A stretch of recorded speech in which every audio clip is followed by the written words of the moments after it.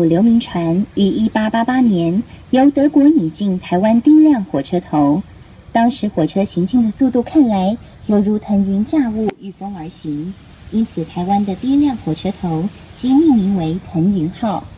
自1924年腾云号退休已经已80年，它成为我们的国宝。